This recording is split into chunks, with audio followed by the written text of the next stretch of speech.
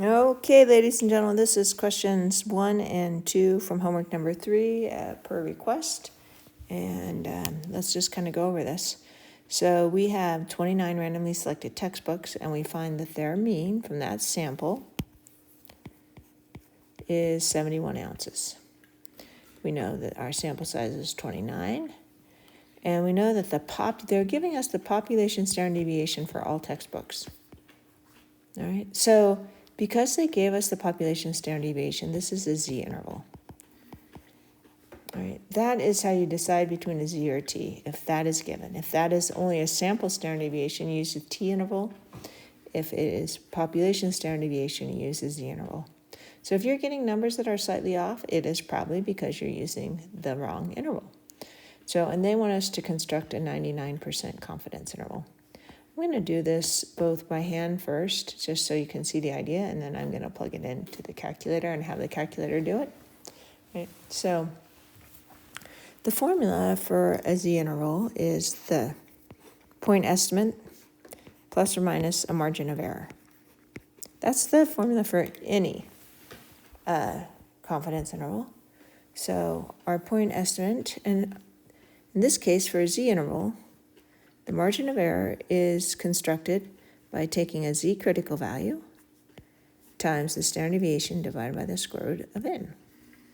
So in this case, we're looking for the z critical value of 99% in the middle.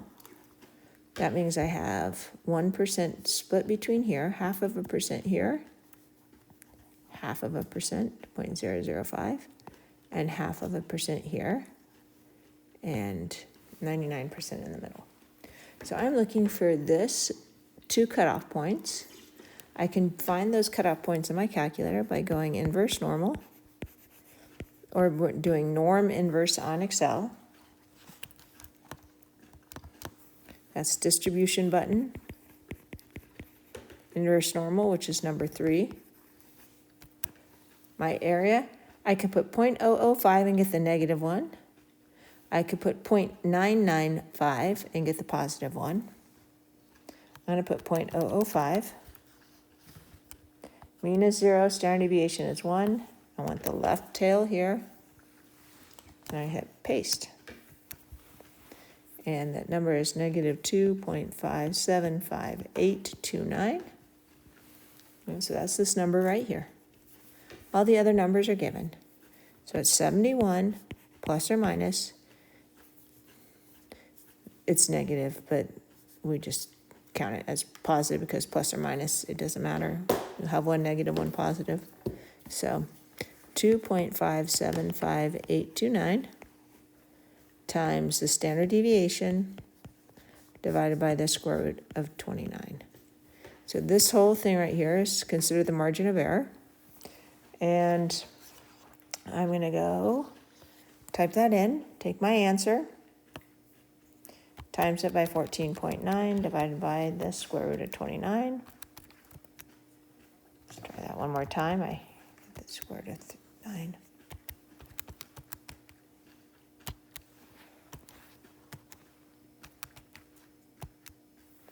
And my margin of error is going to be plus or minus 7.1269.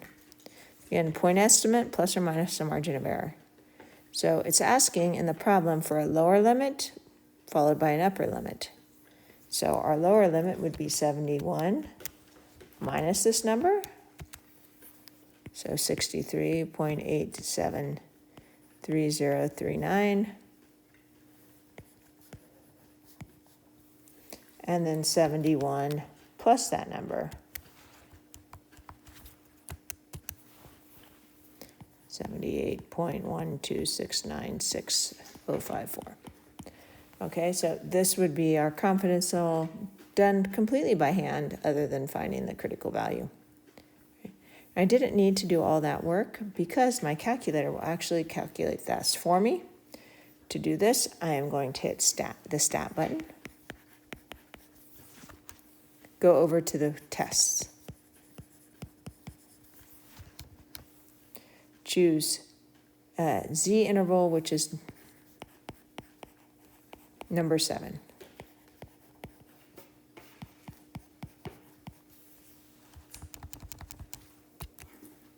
All right, ask me, do you have data or do you have stats? And we have stats. We have a mean that's already calculated and a standard deviation that's already calculated.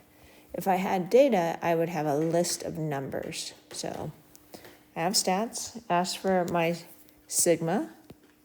I put 14.9. Asked for my X bar, my mean, my sample mean. I put 71. Asked for my sample size, I put 29. Asked for my C level, I put 0.99, and then I hit calculate. And it gives me parentheses.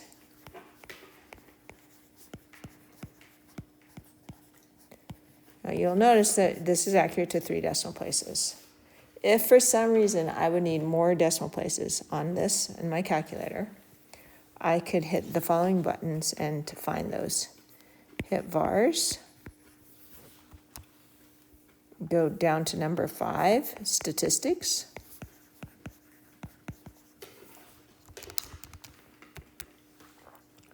Go over to tests. Scroll down past number 9, all the way down to letters H and I. H is lower, I is upper. Select lower and hit enter, and this number is produced. Notice that this number is our lower limit, same number that we have up here. Okay. And then if I do the same thing, vars, go to 5, statistics, over to tests, scroll down to I for upper,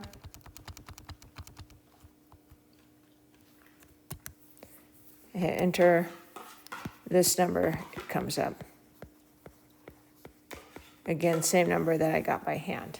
So if you need more than 3 decimal places, you can get that, access that from your calculator by using the variable menu. All right, so let's do our next problem, number 2.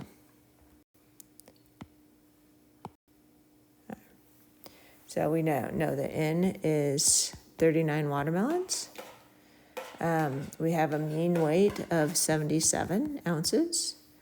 We have a population standard deviation, which tells us that this is a z-interval. So instead of using a t-distribution, we're going to use a normal distribution to find our critical values.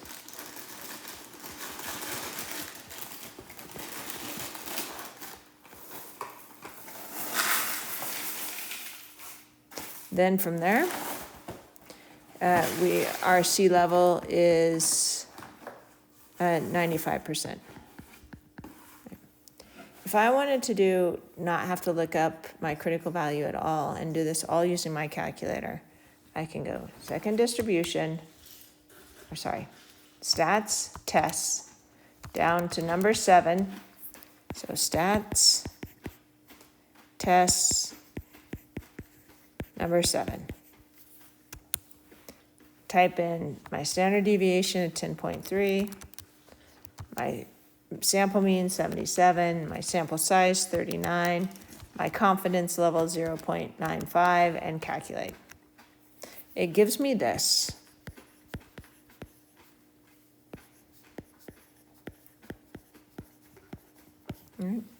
But if I try to type this in here and that in there, I'll get it wrong.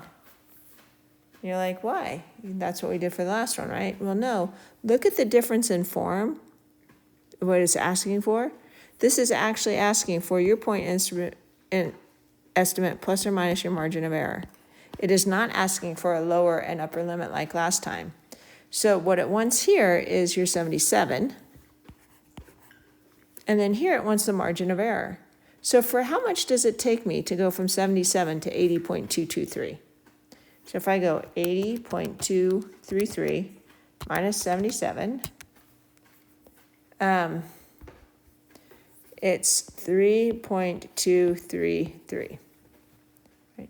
Now let's test that out. What if I take 77 minus 3.233?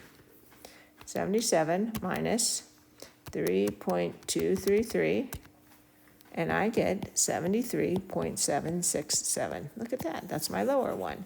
So this is asking for a different format for the confidence interval.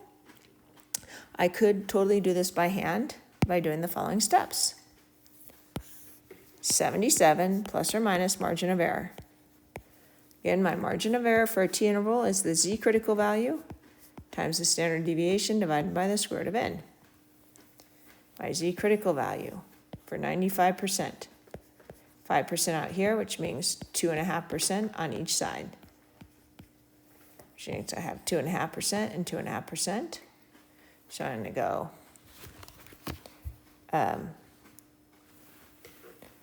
second distribution, hit the distribution button. Inverse normal, number 3. I want this one down here, so it goes up to 2.5%, so I put 0.025. 0.1 left tail, hit paste. It's going to be a negative number here. Negative 1.9599. Positive number here. Okay. So that means my margin of error is 1.95996396 if I want to carry all the decimal places out, times 10.3 divided by the square root of 39. I'm typing this into my calculator.